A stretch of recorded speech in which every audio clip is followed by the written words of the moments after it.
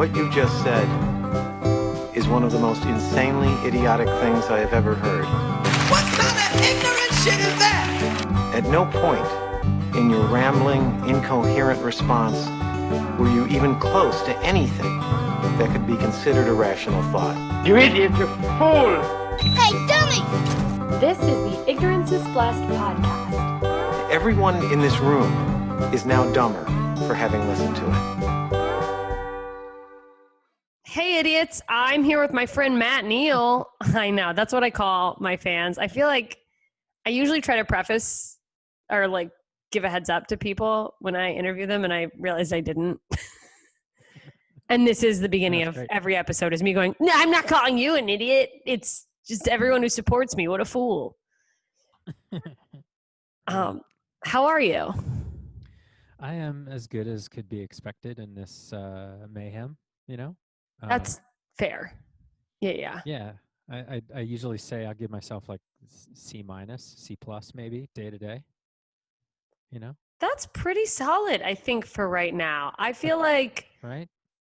Yeah, this whole thing has been crazy, but something about the last week or two, even just like feeling it myself, but talking to friends, it feels like there's this extra anxiety this past like week that it just, I don't know if it's hitting a breaking point or it's like everything's closing down because no one can wear a mask. Like, I don't know.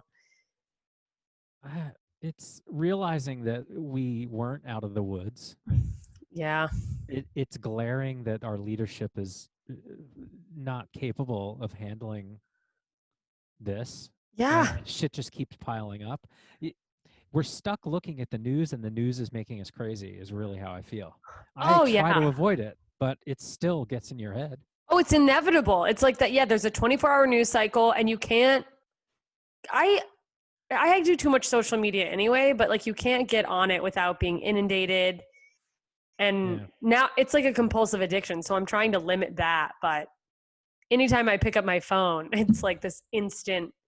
I just should just like see what's on Twitter without scrolling. Like you got to just jump. Like you got to get out, and you know it's fake. Like the thing, and I don't mean in the fake news way. I mean it's all engineered for us to just keep looking at it. Yeah, no, it's like, what will people click on? What is the thing that's going to make people, and and it's not to say that none of that is news, but yeah, it's like.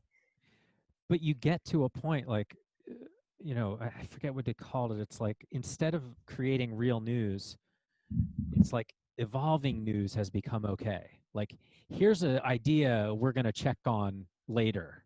Yeah. But we didn't verify anything or talk to anybody, but here you go. And then 1 billion people read that article, which is just horseshit conjecture. They never read the part that fixed it and said, oh yeah, that was all wrong. Oh no, I mean, most people probably just read the headline. Like at this point, but then if they read it and it's total bullshit and they believe it, they never read the retraction. Like, no. It says, oh yeah, I just made all that up. Or they it's think, like, oh fuck. Yeah, you see like one thing in an article will grab you emotionally, set you off. And then you ignore all the things that are like, none of this has been verified, or actually, we've come back to this and that was incorrect. You're just like, oh, yeah. The world's on fire and that's what I'm going to obsess over. Yeah, it's brutal. So yeah, C-. And talking about it doesn't help. Yep, check. All right. It's like, why are we asking anyone how they're doing? It's weird, dude. And you're right. Like, I feel like I'm fraying a little bit at the edges. Like, I can normally keep shit together, but this is hard. And like, adulting is hard, and they keep throwing extra shit at us. Like pandemic, racial, finally justice. But man, this is brutal. Yeah. Like, but all the, it's, through, but like, we're going to protest during a pandemic and risk our lives to protest. Like, wow. Yeah. It's just all so it's so crazy that like everyone stopped talking about those murder hornets. Like there were murder hornets. That was a perfect example of bullshit. Okay. Right? It went nowhere. People are like, oh, never mind. Back to racism. Yay! I'm gonna turn off this virtual background because it's bothering me that it keeps switching out of reality. So we'll just go to the Obama is real. I thought that was part of the background. Yeah, no, nice. It's just a poster from back in the day. I love that your Zoom background when you move thought that was also a face. It's like, no. I know. Hey, they're trying to help us. What was I saying? Shit. Oh, murder hornets and how. Right. Yeah. Like, okay, do we have to worry about that? Is that, or what was that? And then a praying mantis ate one's brain, and we're all like, it'll be fine. The mantis has got us. That was like, Oh the video, God, I and it didn't just even see disappeared. that You didn't news see that? story. Oh, that one's fun. You're like, wait, but what if it turns into a murder mantis? Like, they're already killers. They're already murderers. Yeah. I know. Oh God, dude, cold-blooded praying mantis. I mean, I guess let's just Yeah. dive into the meat of what I want to talk to you about, because I feel like I have so many questions and curiosities. So you are on the board of MAPS, or do you go MAPS? I've only ever read it and never said it out loud. So there's two things. MAPS is the Multidisciplinary Association for Psychedelic Studies .org, and that's a nonprofit that did all the research, all of the work to bring MDMA through the legal FDA scientific cycle to get any medicine approved, any other molecule. So Wow. aspirin, whatever, anything that has gone through, aspirin probably existed before they had the process, but any drug that's on the market had to go through this crazy long process. Like a decade is quick to get The a drug to FDA? market through the FDA. Like it's hard. So the which is good, sort of, right? That they're strict. You want people Yeah. to be careful. Like that. Yeah. That's what scares me about rushing for a vaccine. It's like, oh Yeah. man, you got to test that on a lot of people and make sure it's safe. So maps.org is the nonprofit that has done all of that work, and it's more than 30 years going. Like they're working. It's insane, dude. They started in 1986. Everything you ever want to know is on maps.org. So in 2014, we formed the MAPS Public Benefit. Well, they formed the MAPS Public Benefit Corporation with the idea that we are going to have to be a pharmaceutical company to sell MDMA in this context. But we have an opportunity to not be a regular pharmaceutical company. We have an opportunity to be a public benefit corporation, which means we're not returning any money. We don't need to return money to shareholders as our mission. Oh, wow. We can do public. So it's like a nonprofit, but you're allowed to make money. Okay. So it's like, is it like public shares? I'm very bad with finance stuff. No, it can be. Okay. It could be. It doesn't have to be. So you could have a private company. Okay. So the corporation itself, though, isn't like shoving drugs down your throat like Pfizer to. No. So the idea, basically, it's like, imagine open sourcing pharmaceuticals. Okay. Right? So like everything we do, we publish. All the information's available. If you want to follow the protocol, follow the protocol. MDMA, pure MDMA is not going to be that expensive. You're going to get it, at a reasonable, like all of the people that are involved in this would like see where things have gone wrong and like, okay, we have an opportunity here. Wow. We still have to be a pharmaceutical company because you're selling pharmaceutical, you're prescribing, there's a lot to it. And we carefully plan this protocol so that it'd be safe and effective. But, you have an opportunity to be like, okay, we made $1 million this year. Let's give that $1 million to people who can't afford the therapy. Yeah. Okay. So it's like making it a system where, once it comes forward and is a thing that's really moving and fully legal, no one has to go without because of finances is the goal. That would be beautiful, right? That's why we put out that's why we put out the training manual, but you have to be trained. Like it's like any other psychedelic, really. Set and setting. And in this case, if you're doing real work because you're damaged, you have to do it right. Okay. And like people talk about ecstasy because yes, MDMA was in ecstasy, but it was mixed with all other kinds of shit. You don't know what else. You don't know what was in there. Probably some amphetamines. Who knows? Yeah, like a toilet bowl cleaner. Who knows? Who fucking knows? And it's like, when these drugs got out of the bottle a little bit, people went crazy. People did too much. People didn't respect them like they should. I mean, they've been around for thousands of years.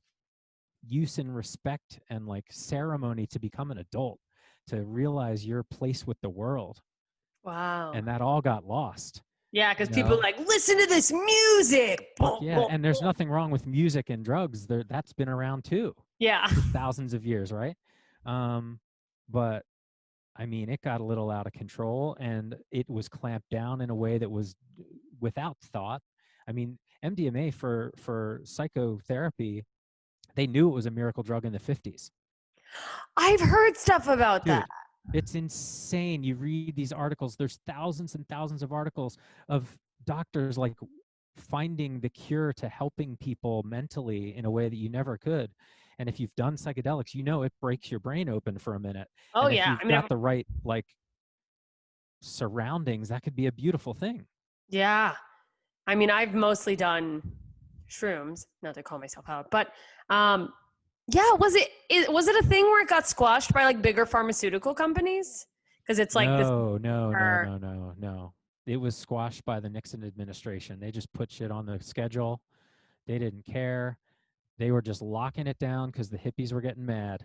Oh, they're like, we've had enough of the hippies. Like, let's dude, just. it got crazy. And listen, you can't with a straight face look at the drug laws and be like, oh yeah, this makes sense. Oh, Heroin, OxyContin, all of these things. There's too much evidence that marijuana is not harmful. Cannabis is not harm. Like it makes great. Like if you read the history of like hemp getting illegal, and it was all because it was battle against paper as a product, because hemp is a superior paper product or a Oh, so it was like the paper corporation, like wanting to shut so that they're like, down. all right, let's shut this down. Like there's dark government policy behind all of it. And so what the internet's doing is allowing people to finally understand, like, holy shit, like we've known this for so long, like, And it's been buried and like government and laws have kept it from moving forward. It's like, oh, so now if they were concerned about people, cigarettes would be banned. Yeah, it's not about people. Alcohol would be really hard to come by. Like, God, I mean, there's shit we know is bad for you, and we just let it go. There's shit we know in the right set and setting and dose actually makes you a better human being, and that is behind more than 30 years of work to get one molecule through one protocol Jesus. in one setting. So you have to open source it, in terms of, we want more people to study this. We want more people to prove, if we have to, with the rigor of deep science and exploration and careful study. Listen, man, this is going to be okay. It's going to be safe and it's going to work. Yeah, that's great. When you say that, is it like, we want everyone to do MDMA? Get back to us. I mean, listen, it's still a drug. And yeah. Tim Ferriss said, I don't know if he quoted it, but I heard him say, there's no biological free lunch. Like everything, right? Like everything could happen. Like, yeah. So like, there's like evidence, as you would think with anything with an amphetamine in it, that it would give you a raised heart rate, right? Yeah. Maybe that's not a bad thing. Most people, it's all good. But hey, I'm sure people have had issues. Yeah, 1% of people. Yeah, It's it's a drug. You're altering your body chemistry. Like it's gonna do something, Yeah. So I wouldn't suggest anybody jump easily into any of these things. Everybody that's done psychedelics has the story. Like you weren't planning, you didn't realize how much there was. All the like it's crazy. If in the wrong setting, it could be fucking nuts. Oh, yeah. For a certain amount of people, it could, if you're prone to, schizophrenia in your family, like be careful, man. Like you're messing with your brain. Okay. You're messing with brain chemicals. So like there's shit to be very respectful and cautious of, is kind of how I think of it. Like, absolutely, it's not to be taken lightly. But it definitely has an impact. I mean, shit. Decades go by since people have had experiences with psychedelics, and they still remember things from that time that changed their life. I certainly did. Yeah, you change perspective. Well, yeah, it's on that note, wait, is your involvement in this corporation, I have to ask this as like a chicken and an egg. sort of yeah. thing. Did you start reading about it before you tried psychedelics, or had you tried psychedelics and then you found this organization and you're like, aha? It's weirder. So I'm a musician. I started my life as a musician. I have a regular job too, but like I always just thought I was a musician, and then I got a job, and then I had a career, and like I'm still a musician. But um I toured the country with my band, and we hung out a lot, and we did drugs sometimes, and sometimes those drugs were psychedelics, and Yeah. we had a fucking great time every time. But we also brought a lot of respect to it. Like we hold ourselves up and we're like, okay, we have drugs. um it's illegal as shit back then too. Yeah. Like uh it was a big deal. Like we're like, holy shit, we have drugs, we're gonna do it on Saturday, because you need a day on the other side of it anyway. And like, Absolutely. so we took it very seriously anyway. But like, so I liked them. We didn't do it a lot, that's what I'm saying. It was like a couple of times, and you're Yeah. just like, fuck, what is going on? Like, I remember one time we were all out in the woods. This was on the East Coast, and we're all out in the woods, and we were probably separated from each other by at least 100 yards along this river, like nowhere near each other, just having our God. own little day kind of on the edge of this river. And our tour manager was like out on in my mind, he was out on a rock in the middle of the river. I don't know if he was. But he just looked up at us at one point. He was like, hey, how you guys doing? Like, we were right next to each other, and we were acknowledging that we were just so far apart, but we could hear him perfectly. Oh, it was beautiful. And we were looking at, like, I was looking at blades of grass and things in the water, like, holy shit, this water is alive. Like, That's amazing. changed everything. So anyway, I always had a lot of deep respect. And then I had this job that turned into a career, and it's been amazing. And I'm listening to a podcast one day. This is like, God, this was so long ago, like 2012-ish, maybe 2012, maybe. Wow. Early podcast days. Yeah, I'm listening to Joe Rogan, and he has on Yep. the founder of maps.org, Rick Doblin. Doblin. He's the founder of maps.org. He has Joe has him on, and they're talking about, Rick was talking about taking this process through the FDA. And literally, that's my job. I work for big pharma companies doing that very thing, which is bring a drug, the operations of it, not the science, but like, Oh, taking wow. a Like drug, the paperwork and the. basically, yeah, like the Wow. computerized paperwork. And I like it. So I'm like, I know exactly how I can help take this little company and give them gigantic company operations, so they don't have to worry about that. Wow. So you're Because- like, I want to use my knowledge to help this. Yeah. So I was like, holy shit, I'm probably the only person listening to this in the world that knows this information and is down with the program. Like, That's amazing. so, dude, so I email Rick Doblin because it's on the fucking website. So Yeah.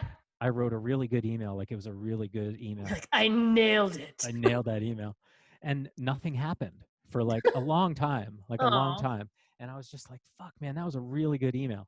So I resent it, like, I don't know, 3-4 months later. I was like, no, you don't ignore this email. Like, I'm sorry. You at Like, I least don't care. reply. Yeah. And Yeah. maybe it was just because it was in the hype of the podcast at the time. And Rick was Oh, just yeah. like, And he's flooded probably with getting email. flooded Yeah. briefly by people just like, love John Rogan, man. I love MDMA.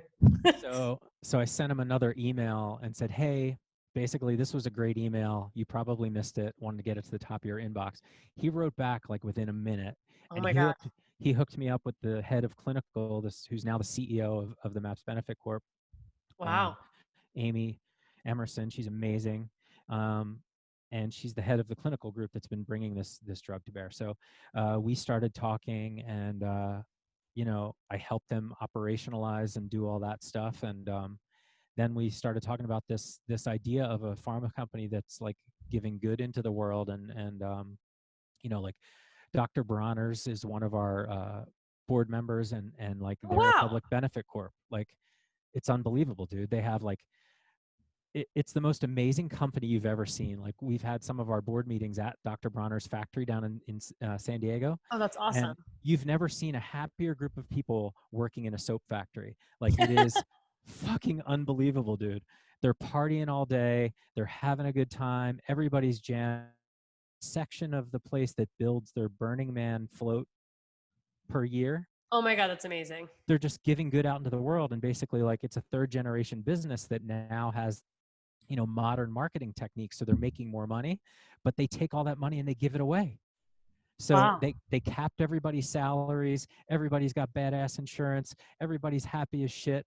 They just fucking make soap and they have a great message and he gives money away to whatever the world needs. It's dope as hell. I love So that. like that mission was like, well, we can be a pharma company like that. Wow. And so we're going to try to do that. So that's where things are headed.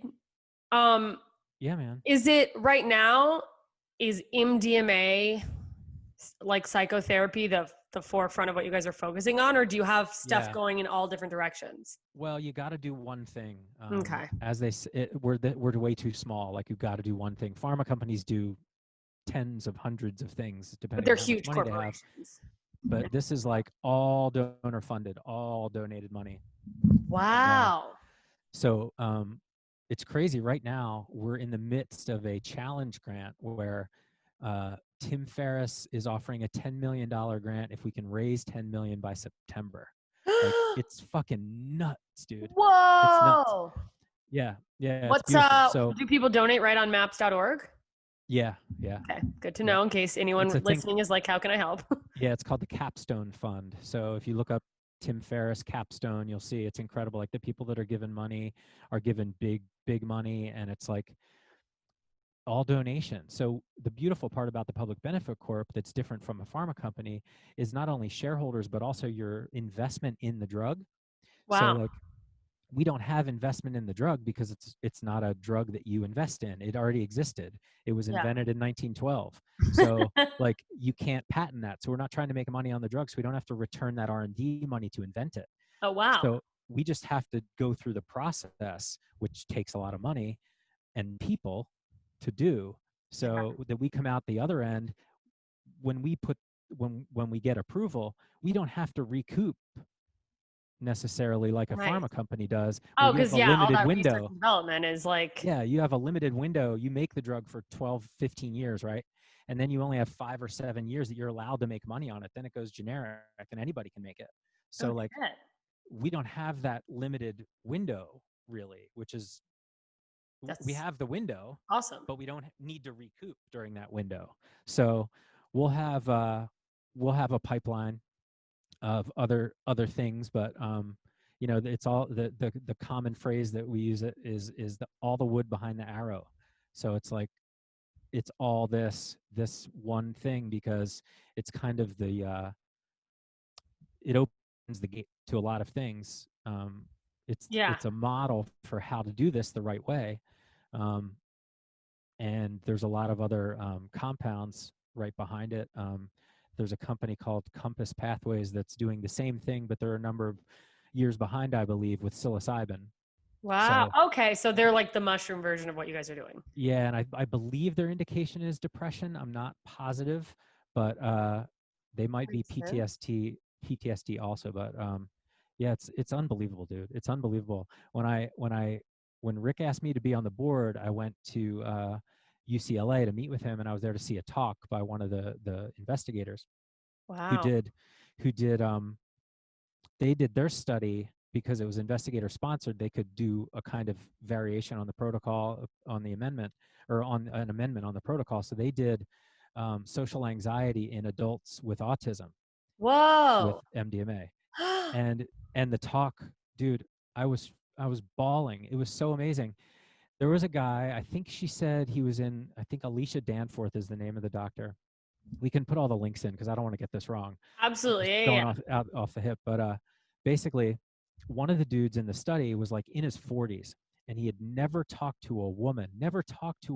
He was so afraid he couldn't, his social anxiety was so bad.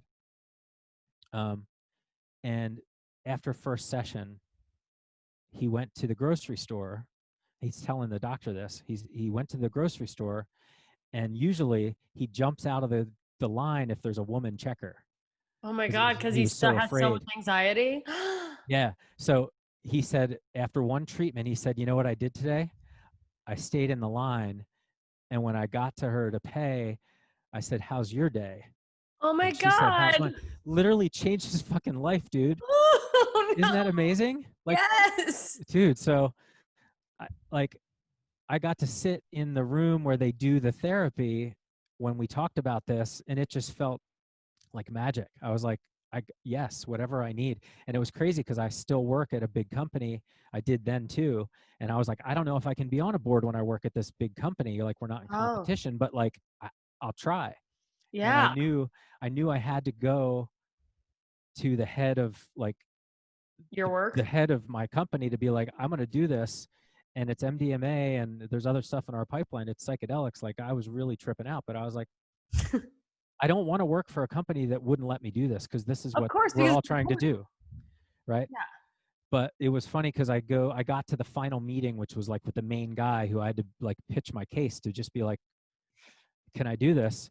And, I talked to Rick the night before. I was super nervous, and he was like, listen, and I had to fill out forms and shit. And I was Jesus. super nervous. And he was like, look, transparency is always best. If you don't tell Absolutely. them now, you have to tell them later, Yeah. and you don't want to. And I was like, all right, man, here we go. So I go to bring the form to get it signed, and I walk into this office, and I was just shitting bricks. And the guy, I saw on the back of his desk, he had little dancing bears, like the Grateful Dead little Like the dancing Grateful bears. Dead, and you're like, And I was like, this is going to be fine. yeah, I'm fine. That's so funny. He's like, yeah, how can I get involved? He's like, this is awesome. He's like, we really have to have people do this. This is awesome. I was like, yeah, it's fucking. That's so Yeah. great that Yeah. you Yeah. had that mindset and wasn't like, I don't want you to damper the image of our Yeah. It's corporation. it- Wow. it's crazy stuff, man. Everything feels like it's on the right path. So whatever I Oh can yeah, do. that it's just Yeah. like serendipitous that it all. I mean, that you listen to that podcast, all of it just lining up is kind of. I've also always had an interest in PTSD for, lots of personal family related issues. So Oh yeah, it same. all kind of came together to just be like, well, I know this one thing that's really hard. Nobody else knows it hardly. So I'll help. That's a nice feeling, like, because so often there are things I'm interested in that I'm like, I want to help, but I'm like, do you need someone to say they want to help? Like, it's like, oh, I don't have any skills that can. Do you need funny copy written for your promotions? Like, so it's cool that the exact thing you needed for this just matched up perfectly. It's a trip. It really is. I'm grateful, and it's really amazing. So Yeah, no, it sounds really amazing. So you said that on the website you can look up like basically what the treatment is, how they go through everything, the way the protocol works, what you would have to do if you wanted to become a therapist, Yeah. how to sign up. The trials are really hard to get into, obviously. So you guys do take people sometimes for like various drug trials? Yeah, but the thing is that it's really restrictive, unfortunately, because the numbers are small, and also the way you have to prove it, you have to really be in trouble to get in. Like, You have to be in a very dark place. Or place, like really struggling with PTSD. Yeah, and treatment resistant, which means you've tried the other stuff that didn't work. Wow. And you're like, this is really last ditch. So the beautiful part is, when you look through, like, we got, I've dealt with the FDA my whole career, and the things that we have with this program, I mean, we have breakthrough therapy and special protocol assessment, which means basically, like, as long as it's safe, you're good. And for the FDA to get it and work so well, it's great. Like, it's a great relationship. Like, we're following the rules, they're following the rules, everybody's doing what we have to do. Great. It is breaking new ground, but it's inspiring as hell. Like, That's, so I mean, neat, it sounds especially when you amazing. see how it helps. Like, the results are incredible. Yeah. So is it like MDMA? like therapy? Is it that people are taking MDMA for their psychotherapy appointment, or is it like you take No. or like It's like microdose? no. It's you only take the drug 3 times, and you take Okay. it in therapy setting. So basically, Okay. it's like you go through a 3-month course, and most of the time it's just therapy, just talking. Okay.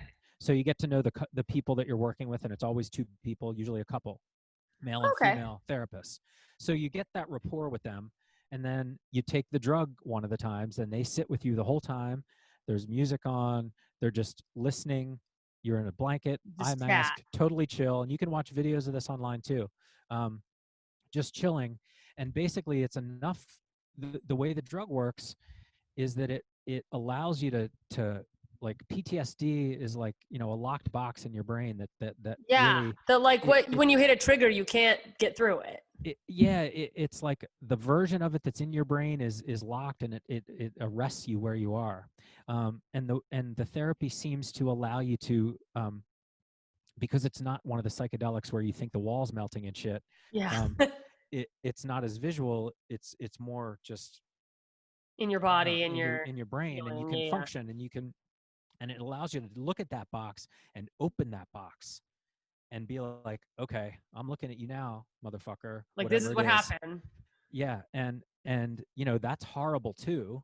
And one of the quotes always is, "I don't know why they call this ecstasy." You know what I mean? Yeah. Well, I mean, no, But- confronting stuff like that is but hard you in look general. at it. Yeah. You look at it with your brain now, like if it's trauma when you were a kid, if it's trauma when you were younger, if it's military or whatever the case may be, and you're like, okay, yes, that was terrible, but here I am. This is the world, and I got to get through this shit and be better, because this does not control me. Wow. And you can't do that No, in normally. normal You have circumstances. PTSD. And I think people now, because they don't have to take the drug all the time, they'll come back and they do what's called integration and talk about what happened. Okay, so like So- you do a session with the Then you drug, talk about it. and then you come back not taking it, and you go, all Yeah. right, let's dive into what we uncovered and Exactly. Yeah. go into that. Yeah. Wow. And then you do it again, and you probably go deeper, because now you know what it feels like, and you're not worried about the whole process at all. You're more comfortable. And then usually you do that 3 full times. That's the protocol. Wow. And it sticks around for years. Like after the people are healing not- effects of it. Wow. Well, yeah. So you have people that are debilitated, right? Like, Yeah. that don't show up as having PTSD a year later. So, That's I mean, amazing. yeah. So even if in a couple years you need to take 1 dose again to remember, Yeah. okay. But it's like, But that's the long-term follow-up that we'll do after. yeah. Is like, okay, we have so much data with so much time invested, and the follow-up is X amount of time, and then you make an agreement with the agency, the FDA, like, okay, we're going to follow every patient, talk to them once a year and see how they're doing if you want, or things along those lines. I mean, I don't think we're going to have that deep of follow-up, because that's expensive too. It's hard Yeah. to trace people. Whew. So like, it's there's a lot of ways to figure it out, and this is the pioneer. This is the first one. So Yeah. we're being extremely cautious. We're being extremely careful, dotting every I, crossing every T. Absolutely. And it's crazy. It's really crazy. And to see when you Google it, I mean, Maps has been in It's okay. You could say we. You're Maps has part of been it. in Forbes and Business Insider, and like, Rick is all over the place. Like, he's done Wow. a TED Talk that's incredible. If you haven't seen Rick's TED Talk, it'll explain it much better than me. Yeah, I'll put it in the show notes. I'll link that. And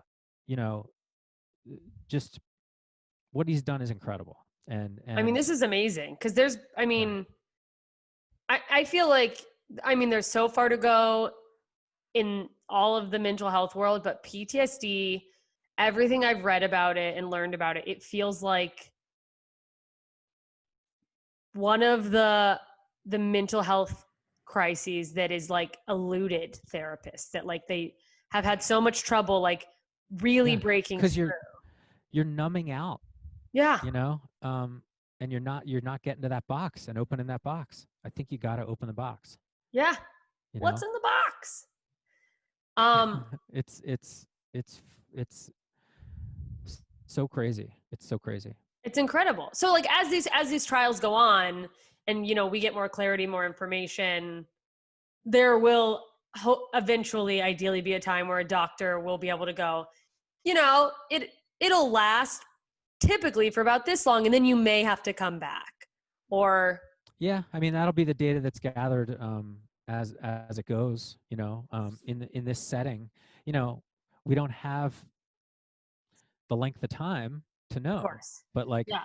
I know the persistence of psychedelics because I told you a story that happened when I was 20 years old.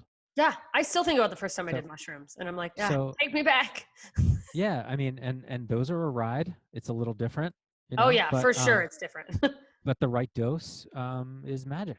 Yeah. Um, Do you know, I know that, you're not the person conducting the test and everything. Do you know if everyone gets the same amount or is it measured yeah, for like weight? everybody gets no. Everybody gets the same amount. It's very prescribed, Okay. and that's a key because you need to get beyond the point that probably most people are comfortable. Yeah.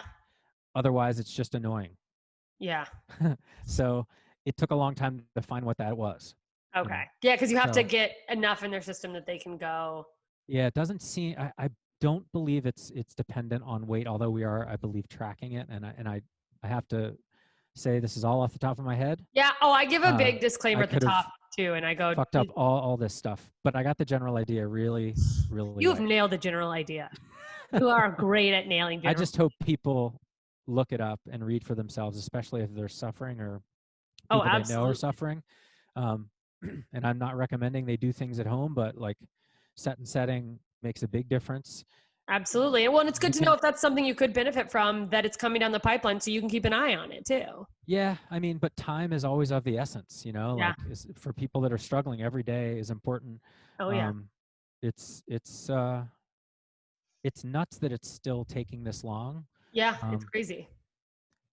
but hey, anything worth doing, I guess, is worth doing right. And Oh, for sure. Yeah. like why not it's get it going to right? be so rock solid, which is what you want, because you don't want backlash. You don't want, because any drug, like I said, no free lunch, right? So Yeah. So there's yeah, side effects. all of a sudden, if there's abuse or side effects we didn't know about, like, again, we have a lot of data because billions of people have taken the drug over Yeah. time, so the safety profile, and that's bad versions of it when it's pure pharmaceutical grade, made correctly, sterile, perfect. That's a whole different conversation. And it's crazy that the drug war causes the inconsistency, really. I mean, yeah, that's So. infuriating. Do you know anything else do you know anything about other drugs used for mental health, or are you kind of just, this is your lane and that's like, as far as you mentioned some people are testing psilocybin for depression. Do you know of any psychedelics that people would or are trialing for things like schizophrenia or anything like that? I don't know if those two mix. Yeah, that's the one that always comes up when people are like, you have to be careful. And Yeah. it's like, man, we gotta find schizophrenics their drug. yeah. I don't know about that. I haven't looked into that. Man.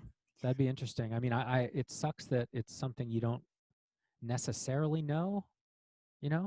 Yeah. For a lot of people, they might not have any idea. Oh, for sure.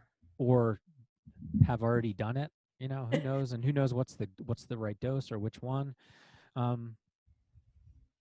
That's a tough one. That's a real tough one. But most things are under study somewhere, even if it's just university. And anything we know about, we put in the website. Yeah, it's like there's so much information there. Yeah, it's like hot. It's crazy.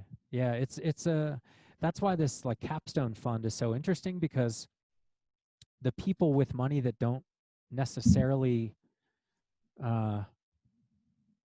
think about this stuff, it's a good time to get in.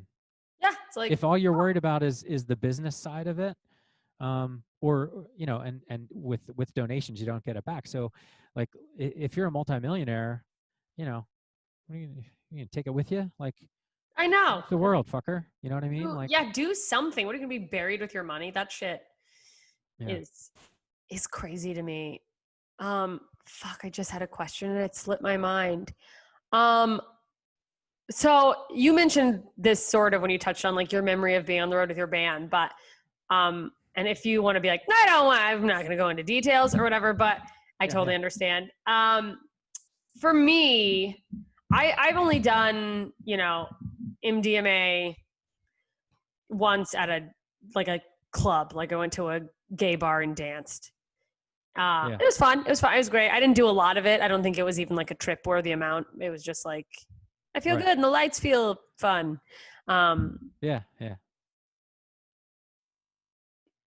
Do you think just in general that is in a way like, is that abusing a drug? Like, do you think it should always be done ritualistically? Because with shrooms, I've done them not a lot, but like maybe 4 or 5 times. And I'm very much like adamant about, I'm going out in nature.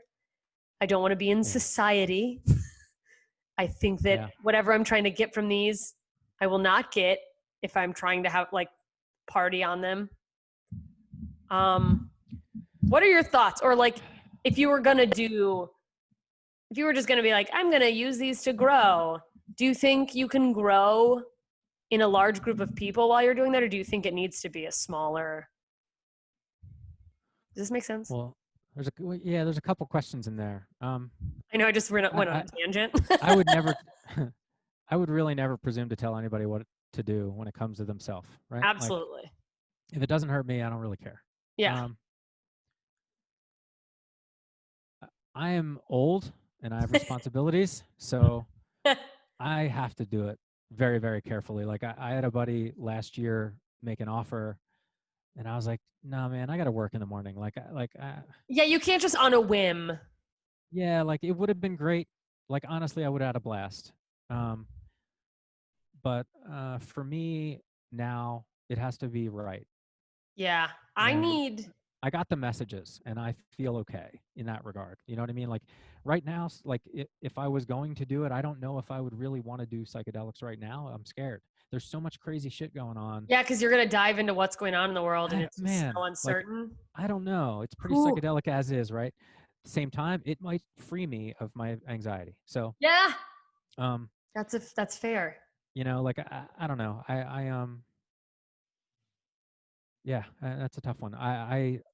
I have a lot of respect for the drugs. Yeah. But hey, man, they can be really fun. Hey, man. Right? Like the drugs are so popular. Bill Hicks's bit is perfect on drugs. Yeah.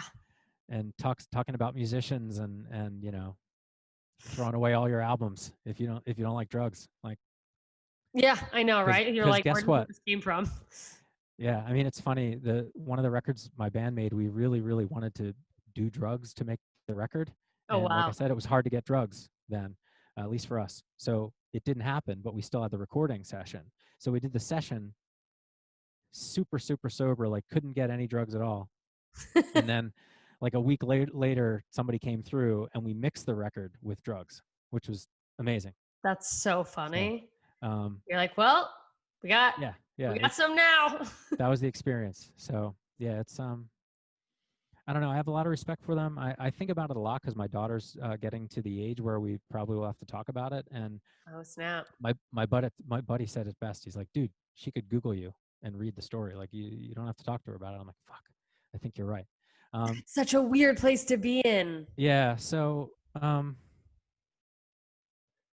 I think I would tell my kids I would much rather they do drugs with their friends in the right setting than ever drink. That makes sense. Like him, like and be like informed, because I wasn't informed. Like I didn't know, like, hey, if you're gonna do LSD, set aside like 12, 14 hours and maybe more. Like know what you're in. Don't make any plans. Yeah. So I would rather know, like, and so be smart and be like, I gotta drive, I'm not gonna do this. Or, I'm sleeping over. let's do it, you know, Yeah, whatever. like So plan it so everything's accounted for. yeah, do it right. Get the right food. Like get your shit together. Like, Yeah. you know, the right food and texture is very important. And the right people, especially because you don't want somebody who's not in with the, like, you don't want a buzzkill. I'm just oh, kidding. dude, But like when you're with people can someone who fuck you're it up. not that comfortable with. Yeah, people can really fuck it up, and like, yeah, it can really change the game. So Yeah, it can it's still a thing, yeah. still happens, and then you talk about how that person fucked it up, and that's your story. The whole But, thing like, is like, yeah, remember when we tried to do those drugs and they just like ruined it for all of us? ruined it. Came in and ruined it. Such Put on a the wrong bummer. music. Put on the wrong music and fucked it all up. Like, yeah, yeah. God, truly. Now I'm like, oh, I know that feeling. Do you, do you I like that. Just like being aware of what to expect and like planning for that and not doing it. I leave the books out in my house. They're on my shelf. Like, I don't know if they'll check, but like, don't be a dummy. Like, Yeah. You're like, fucking how study, to do you know? drugs for dummies. I'm just afraid of the modern drugs, like the pills and the crazy shit that Well, people with all do the these shit they days. mix in there, and Like, I used to be, I was pharmaceuticals. Oof. yeah, no, that it's like I don't know what's in there, and those are just. It seems like from the evidence we have, clearly so much worse. That it's like, You're doing a lot of fucking with there. You know, yeah, like, and it's the problem I have with most pharmaceutical versions, from not from my personal experience, but from description, is it seems like a lot of guesswork and trial and time. yeah. So like, hey, I feel this way this week.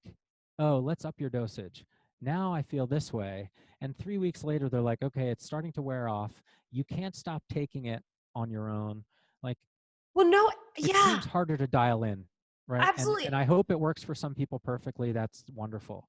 But in the general space, it seems to be really tough to dial in without the right work by the doctor and the patient. Oh, absolutely. And I think, unfortunately, there's a lot of doctors who are they don't do the work the way that I think.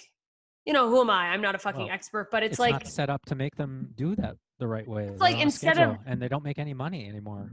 no, they're just like putting a band-aid on a fucking volcano and they're just like, you're sad, we'll take this pill.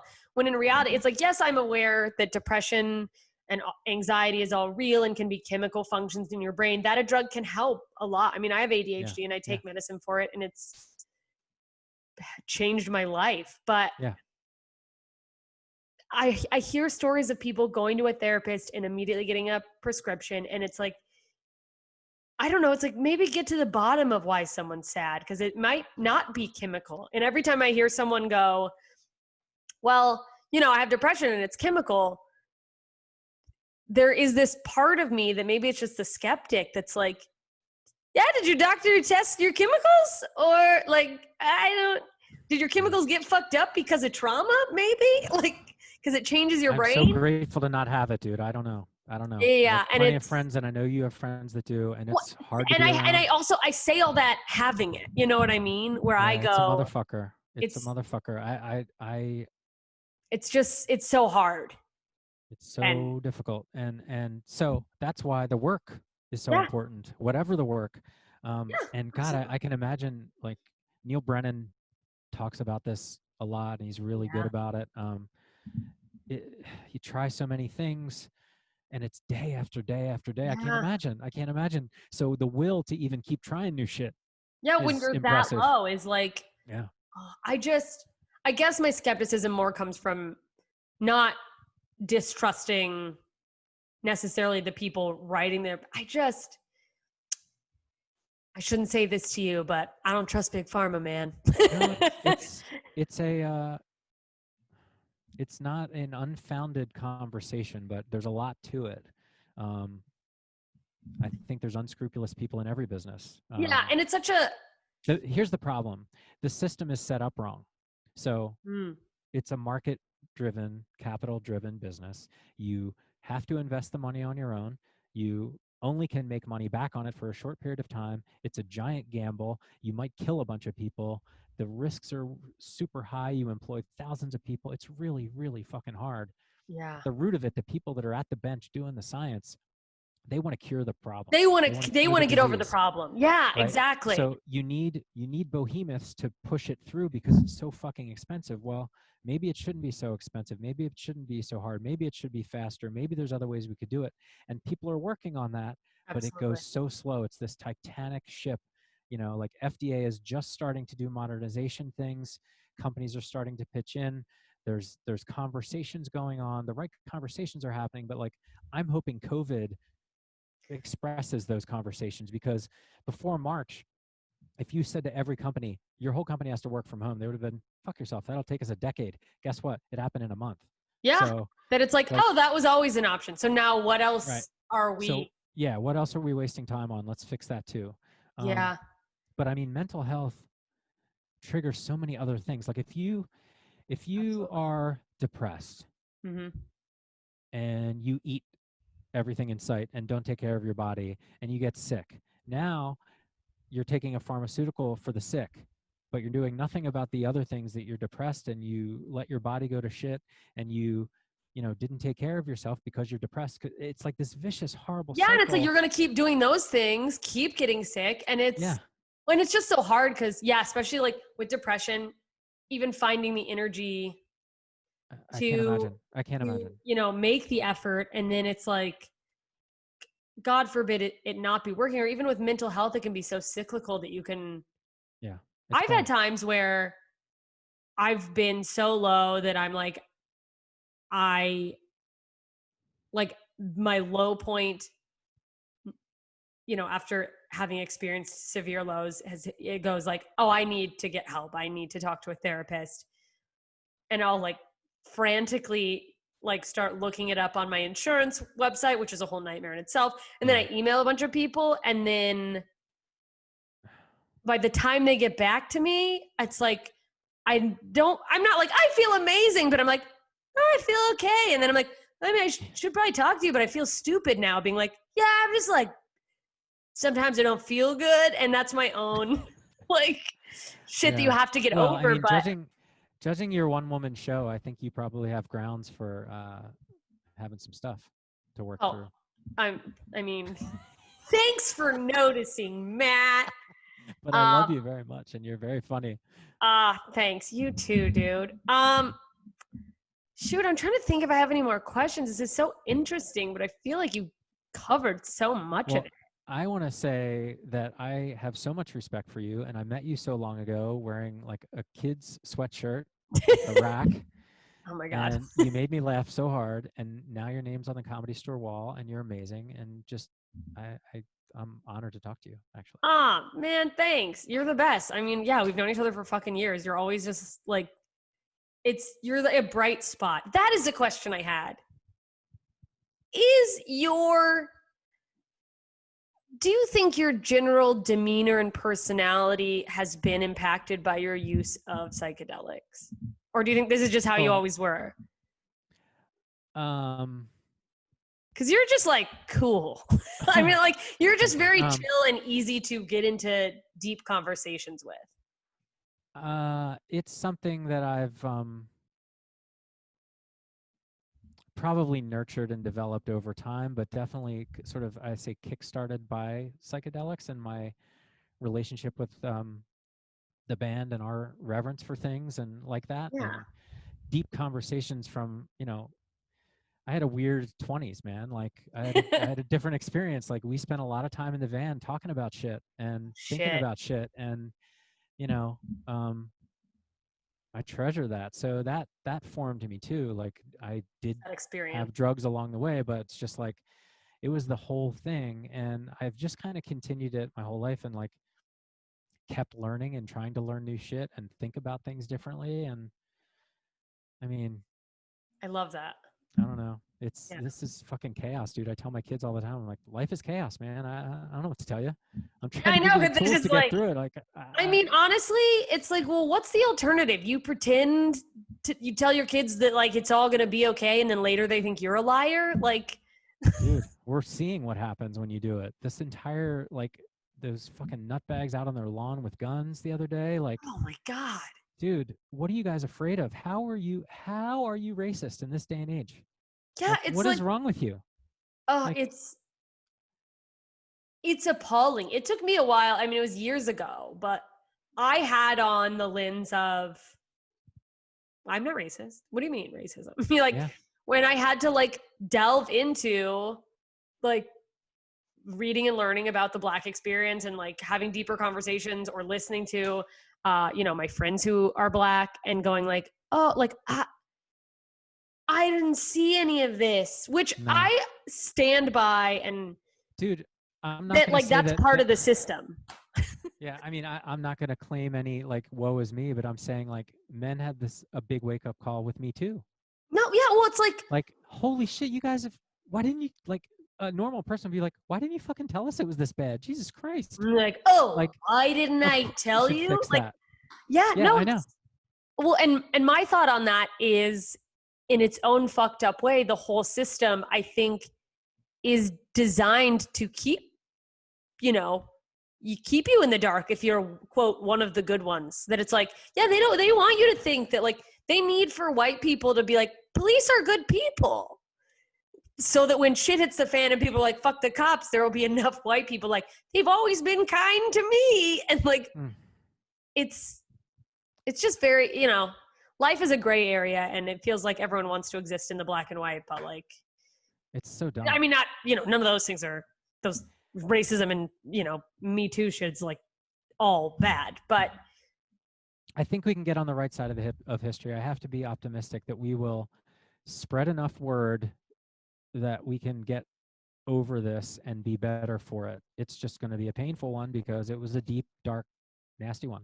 yeah, it's like a deep wound. And that's what I think is that like, if like, I think it takes, maintaining the energy, which is hard because it is very draining. And I think During a fucking pandemic.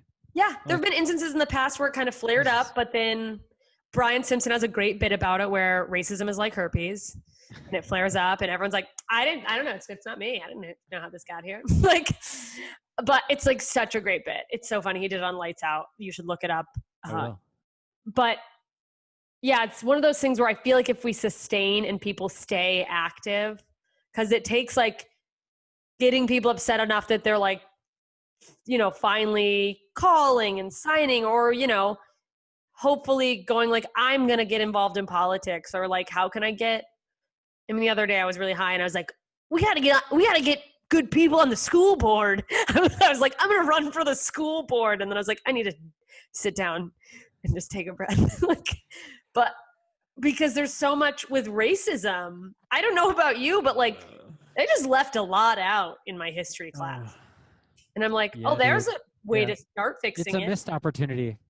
Kids are so smart, dude. Kids are so smart. Like, that's another thing I hope gets fixed is education's broken. Public education's broken badly. So sad. And now we're stuck with our, like, any parent now is responsible. I can't Jesus imagine Christ, how like, that's going. it's horrible. Yeah. It's horrible. Like, sorry for laughing. Dude, it needs to be just thrown away and rethought without the institutions, because you have institutions that have been making money and moving money and building administration and building shit for years based around a model to make factory workers. It doesn't work anymore. Like, no. We have baking shows where kids are 7 and they make souffles. They're smart. It's like, if we they don't like need a something, system. they'll just do it. Yeah, it's like we can stop teaching people how to be complacent and get through a bureaucracy. You have to love to learn. That's what you have to love. No, absolutely. I did homework with my son, and I was like, oh yeah, I remember this. The last time I did this was when I was in your grade. You're like, useless. Yeah, like, heads up, you're never going to use this again, but you got to do it for the grade. Oh man, that would drive me. I would rage. If he was into it, if he was like, Dad, this is my favorite thing, I'd like, okay, just do this all day. Like, that's so you'll great. be happy. Like, but he's stuck. We're stuck in this fucking system. So yeah, it's a fucking mess. And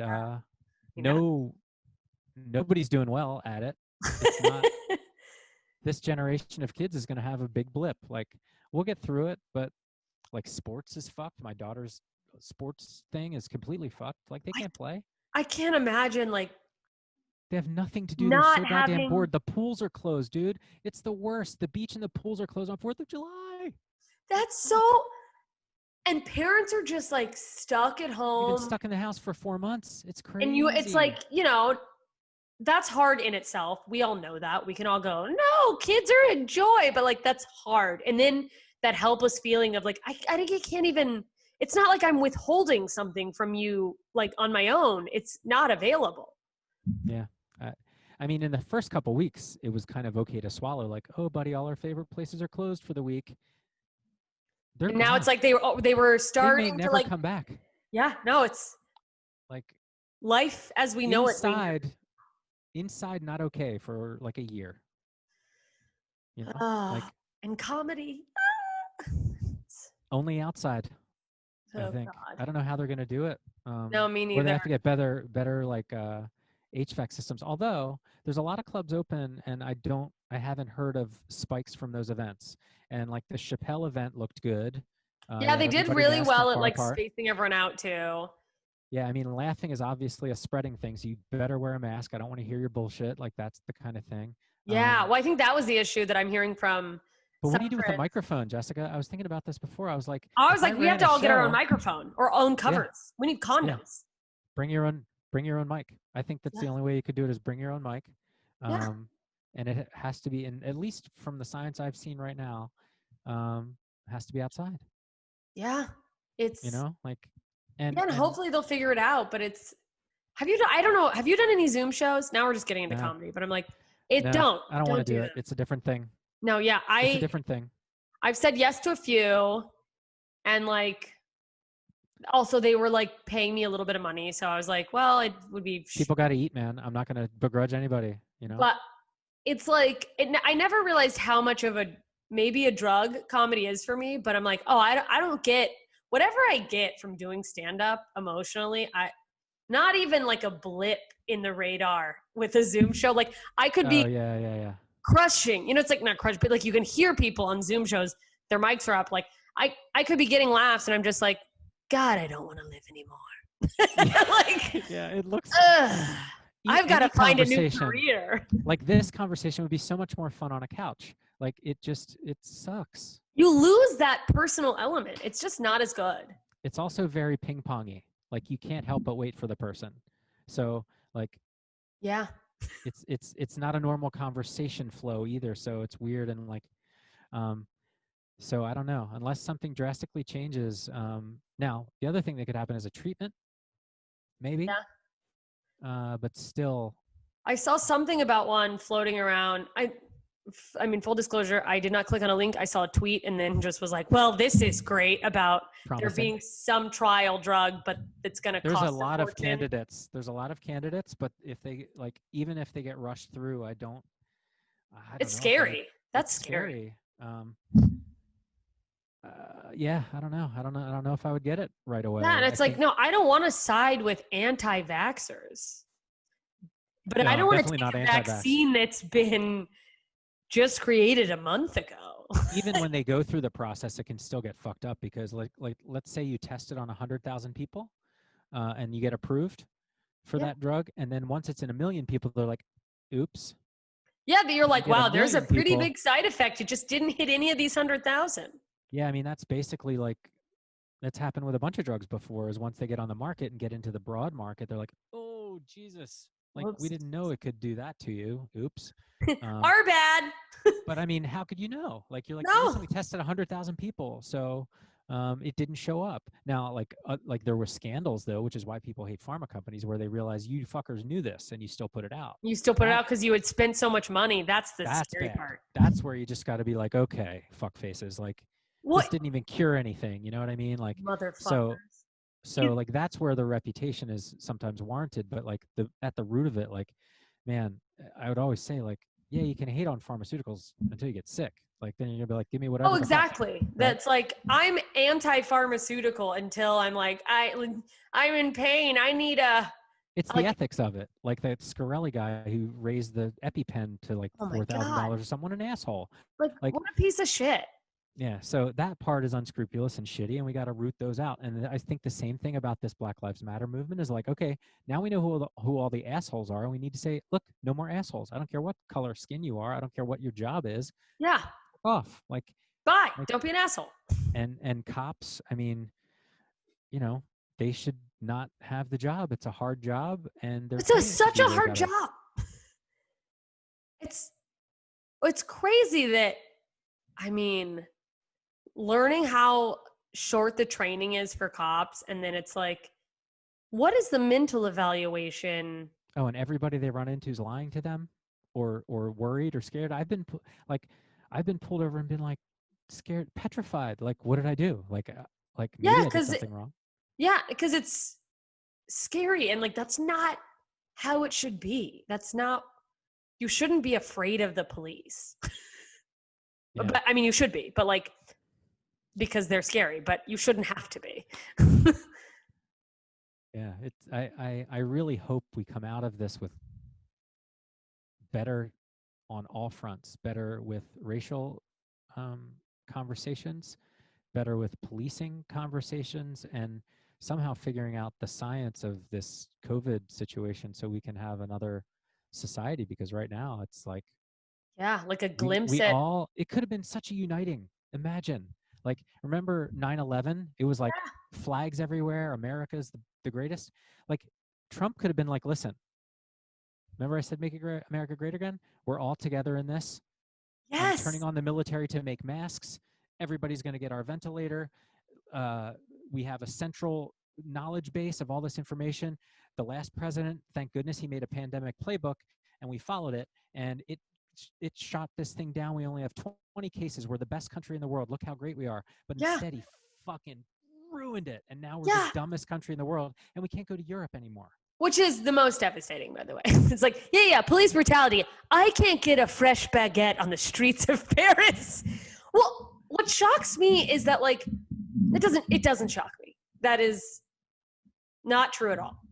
But then I'm like, couldn't someone close to him have just been like, hey, if you do this, you'll be a hero? Like, I thought my one shred of hope initially was like, maybe he's so narcissistic that he'll want to be so great that it'll actually work out, and he'll do the right in our thing. Favor. He would have taken credit for something, and we'd have been like, he really didn't do anything, but fuck, all right. Yeah. We only had 15 cases. He did it. Donald did it. Fine. Boo! You know, but he went the whole opposite direction, man. Like, every step of the way, and along the way, he's just like, hey, let's ban other shit I hate, just for fun. Like, fuck health insurance. Like, It's like, what are you doing? What? Why didn't you just make national health insurance? Didn't you just print $1 trillion to hand to people $1,200 for no reason? Like, yeah, by the way, that is like such a, like, it's so clear that you're like, okay, so like this has always been an option, like that, like we could take care of people. Like, that's a thing we could talk about. How about you freeze rent and house payments? Just be like, freeze mortgages so nationally, just be like, hey, everybody, freeze. Like, however many months we skip, they go on to the end of your mortgage or your rent. If you had a year lease, it's now a 1.5 year lease. Yeah, and I mean, I don't own shit like that, so maybe it's impossible from a business standpoint, but it just seems like, hey, we're all fucked. So the landlord, the person in the apartment, everybody's fucked. So yeah, I think it comes down to, I'm in the same boat of like, I rent and I don't know, but like the landlord being like, okay, well, I'm still paying the bank. So I think it comes down to telling the banks they have to fucking exactly stop. The banks have to But do they it. could have bailed out, by the way. They could have been like, okay, all mortgages are frozen, and we'll just tack it on to the end. Every month it gets longer and longer. Hey, by the way, we're still using your money in the stock market, making billions of trillions of dollars. They would have been fine. They would have been fine. And I can't understand why that wasn't like a national thing, just right from like day one. Like, okay, we're shutting it down. Here's the central mask order form. Here's the central, like, come on, they can't get the fucking websites together to get people's unemployment squared away. Like, everything is fucked up. And it's like, okay, all of the things have been exposed. All the things we thought were solid are fucking not. Yeah, it's like now everyone sees it. There's no... Yeah. So I have great hope that we will come out of this better, but it's going to be a motherfucker. And this next little ride, I feel like we're getting a second serve at like a lockdown. Like, we meet at this time. Like, put on a fucking mask, stay away from each other, fuckers. Like, Yeah. the whole God, time those I was like, people. no science changed. Why are we doing different things? Like, Right? Like, it's weird. it's all, I mean, people's ability to just ignore science or just honestly believe the people around them instead of doing a little bit of critical thinking. Because I feel like a lot of it, unfortunately, comes down to people going like, well, my friend said that we don't need to wear a mask, so I don't want to wear a mask. And it's like, oh yeah, your friend Bill, whose butt crack is showing all the time, he said we don't need a mask. Great, good. That's a trusty person to fucking get health advice from. It's just people chain smoking like, I don't need this. The mask makes my breathing hard. It's like, yeah, well then you definitely need a mask, by the way. Like, if it's hard to breathe with a mask, you're gonna die first. Dude, I was like, there's all these Trump shirts and shit. Like, they're gonna be like, you're gonna be in the hospital. How are you not getting it? Like, I don't understand it. Yeah, Like, the fucked up part of me is like, somebody post a picture of people on ventilators in Trump shirts. it had to have happened. I mean, Look, I don't know. I go back, as crazy as I am in this whole thing. Like, I go back and forth day to day. Some days I believe everything. Some days I'm like, maybe it is a conspiracy. Maybe it isn't a real thing. But like, I know people who have it, yeah. who've had it, and who are dead. Oh my Like, God, I'm so sorry. we also saw Lori Kilmartin's mom. I mean, on live Twitter, tweeting like, her mom, who is a Trump supporter. Like, oh, just like, okay, so it's what real. I've gathered is it's real. I definitely don't want to get it. It seems like outside in a mask does a lot to dealing with it, and we just got to fucking stay home for a while, and we'll clamp it down. But like, then you go down the rabbit hole of like, oh, it's only this many deaths, and the flu does this, and it's just like, none of that fucking matters. Like, I don't want to get the thing. So Yeah, you're like, how do I not get the thing? Yeah, and then for a while I was like, maybe there's not that many like no maskers, and the news is just putting it in our face. But I'm like, oh no, apparently there's enough that we're closing back down. So there was my. I told my kids, I'm like, look, pretend you have it and don't want to give it, and pretend everybody you see has it and you don't want to get it from them. That's how we're dealing with shit. Yeah. And it's hard to get kids to do that, especially little ones, because they're like, I don't understand. So they're like pulling the mask down their nose. And they're uncomfortable. It's hard. It's crazy. So like, I haven't brought my kids fucking anywhere, dude. Like, it's too scary. Like, it's. I mean, there's been but we've been so careful and like talk to the people and like, what did you do? Where have you been? Like, yeah, it's nuts. It's so nuts. But we've inherited a very interesting time. Like, we had it so fucking easy, dude. Dude, I know. It's like, are we just always going to think back to 2019 and before and be like the good old days? Like, what it could, I mean, it's going to be very different.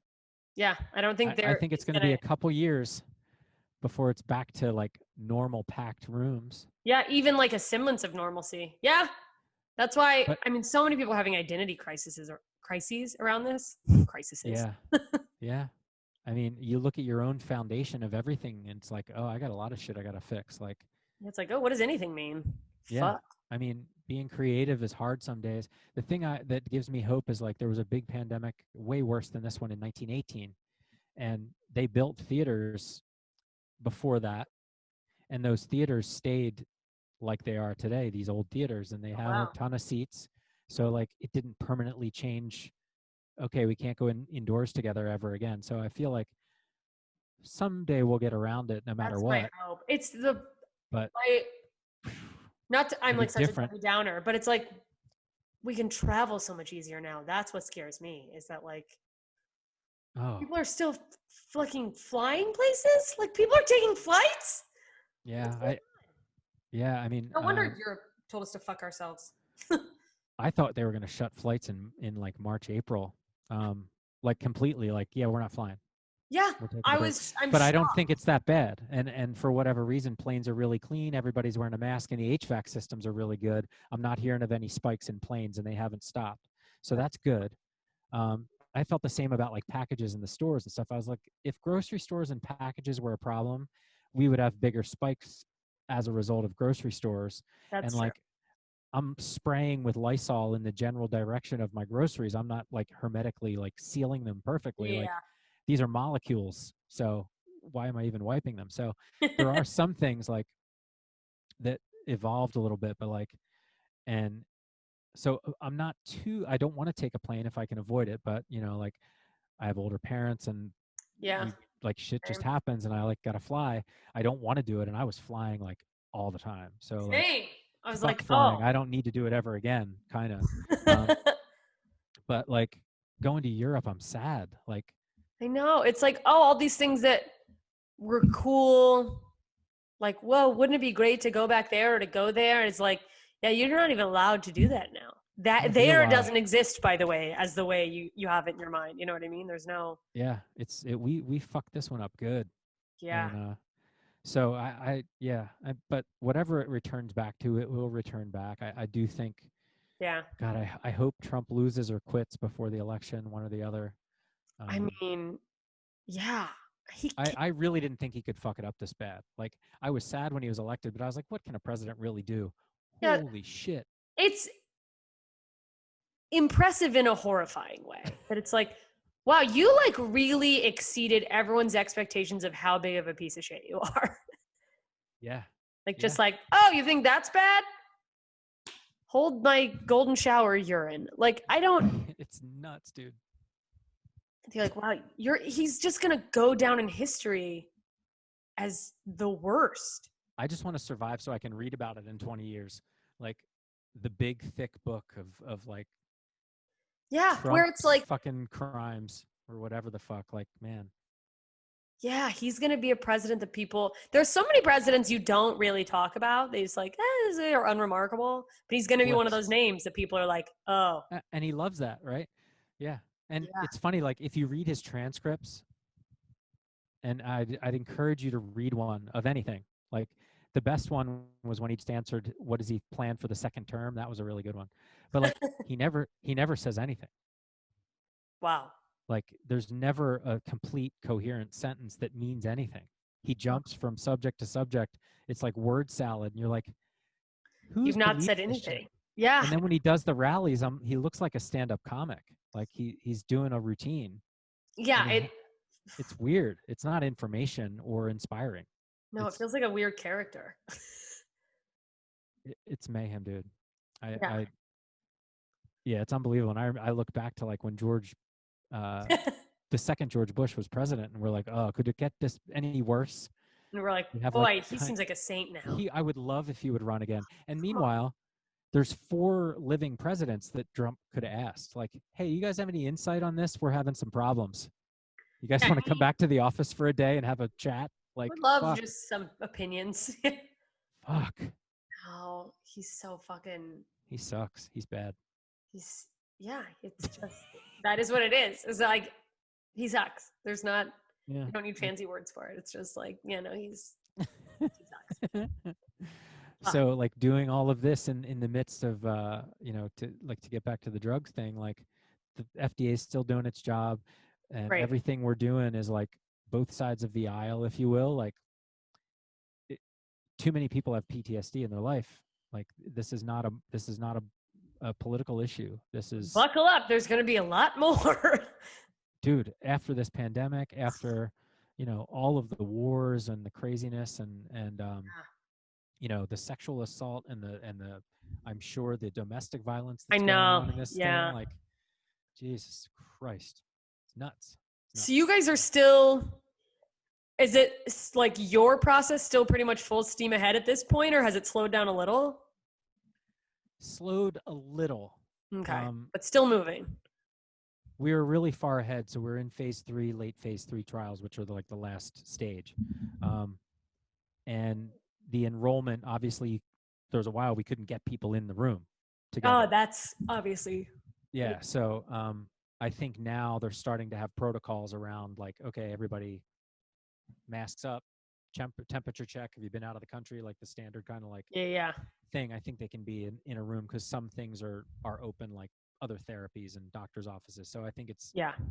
we're easing back into that protocol. But again, there's like a whole thing on the website with all the therapy information, every center all over the world that is enrolling and the status of them. And you can always get to some information. I think, unfortunately, there's no way we come close to meeting the demand at this point, Oh, but I mean, it's moving. it's hope that we're in the right direction. And the whole process is like, once we get approval, now we got to scale the therapy, because the drug, you can make the drug easy. It's not the drug, it's the time and the therapy, because it's not a take it every day. Yeah. And it's not it's 3 times. So the drug isn't the problem, nor It's- the expense. It's that you get 2 therapists for 8 hours a session. And Whew. right now they're taking drastically reduced rates to participate. And so we have to go through like negotiation on what does this actually cost, what's insurance going to pay for it, because the vision is, you go to your doctor and they're like, you have PTSD, here's your prescription for psychedelic therapy, and you go and you take that protocol, Yeah. and it costs whatever it costs. Like what And an insurance appointment would be. I mean, Yeah. it's insurance therapy appointment in theory. No, probably a different chunk of protocol Okay. for the full time, Yeah. but the drug is like a drop in the bucket to that cost. It's the time of the therapist. So Yeah.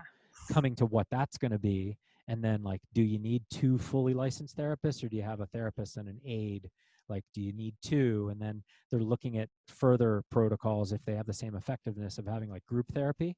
So can you have 10 patients? And there's all kinds of stuff that's like being tested. But the protocol now, the one that'll get approved, the first thing you'll be able to do officially with a prescription is that protocol with the 2 therapists. 2 therapists and 1 patient. Yeah. Are you guys, Yeah.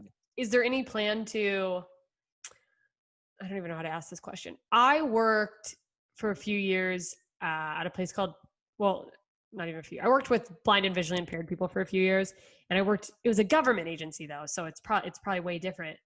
But there is a shortage of the type of occupational therapist specific for like visual, impairments and blindness. So they would hire people, or they would like, this was government funded, so it was like they would pay for some portion of people's schooling. Do you think there'll ever be a like grant program or scholarships as this evolves? Yeah, for sure. We're looking at that now, and that's one of the reasons why the Public Benefit Corporation is so dope, because that's one of the things we can do. That it's like, if this is a thing you're interested in and you've done this amount of work, but you have no means to get this, maybe we can. Yeah. That's great. We talk about scholarship. We talk about therapy for scholarships all the time, and some people that donate money say, "I want this just for training for therapists." For example, like, here's $100,000. It has to go towards the certification program or something. You can. Oh, that's great. You can like earmark your money and say, "I want for this or that." But I mean, everything's out and transparent. It's refreshing, dude. Like, the thing that got me so into it is, as I've gone to all the board meetings, and at the board meetings, people from all kinds of other companies are there, and you just start to see the ethics, the strong ethics that are behind some of this stuff, and you're like, love that. Fuck yeah. This is funny. So like, when I started working in pharmaceutical, I sat in this office with this guy right next to me, like no cubicle, just like he sat at the other side of the desk.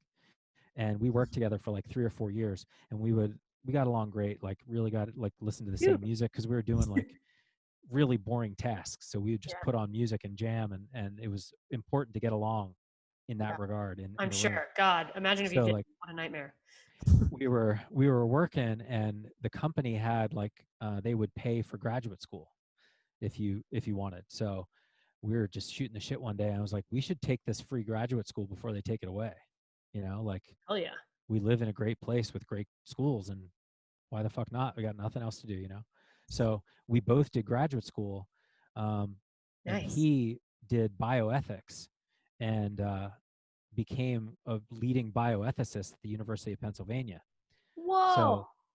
So like, this is why there's so much synchronicity with maps, right? So like, I know Rick Doblin. We're email. I can't believe I forgot his name before. I just totally brain farted. But I like, mean, it's late, by the way. yeah. You guys don't know, but we're recording this in the evening because Matt had to wait for his kids to go to bed. These So- goddamn kids. I know, right? So we're emailing back and forth about random shit over the years. And he would send me an article here or there and pull out a quote and just be like, how about this? Can you believe this? And he sent me this article and he pulled out a quote in this article, and it was from this guy that I sat next to. Whoa! And I was like, hey, do you want to talk to him? Because I know that guy. And That's crazy. Like, what? I couldn't believe it. And it was a giant article. Like, of all the things to pull out, it wasn't like the most outstanding. And or it was the most outstanding quote. That's why I pulled it out. But like, You know, so so Yeah, I that's called him awesome. up and I brought him in, and now, we work with the University of Pennsylvania and the bioethics at large, to develop our code of ethics so that, there is no pharma company that's a public benefit corp that has this kind of remit. So we're starting from blank. wow. And so we have this opportunity to make a really strong, beautiful code of like, this is what we're here to do. And when we find shit, we're like, here. I love that. We still have to run a business, obviously, and that'll be what it is. But like, Yeah, of course. it's pretty incredible when you see the energy that comes together in those conversations. You're like, this is everything. Wow. This is where I want to be, and this is how we should be doing shit. And people should do, like, dude, David Bronner from Dr. Bronner's is a fucking amazing human being. Like, he's I mean, it and he sounds is great. so The cool. company. Yeah. I mean, it's pretty inspiring. So, and there's a lot of that in the room at all times, and we're just like, all right, fucking keep pushing, everybody. And now Okay. more people are coming in that know those little pockets of the business. We need this now. We're like, okay, we need this thing now. Who knows anybody that knows this? That's a cool person that we can deal with, and so we're starting to like build those things out, and like, it's heroic what they've done with such a small group of people. That's to really keep it impressive. Yeah, it's dope. So, I mean, yeah, it's like unprecedented, and they're breaking so much ground. I feel like that's really incredible. Yeah, it's cool. It's cool. Man, it's so cool. All right. Well, I won't keep you up all night. Where can people find you? All my socials are at Matt Neal Comedy. Great. And there'll be links to all that in Yeah. the show notes as well. Anything else? Any closing thoughts? No pressure. I feel like we covered a lot. Just be kind out there. Everybody's going through shit. It's crazy, dude. Man, I love that. Thanks, dude. Thanks for joining me. Yeah, man. Super fun. Yay. Do we hang up or do you stop recording and we talk more? I'm going to stop recording now. Bye, idiots. I'm leaving that on the end.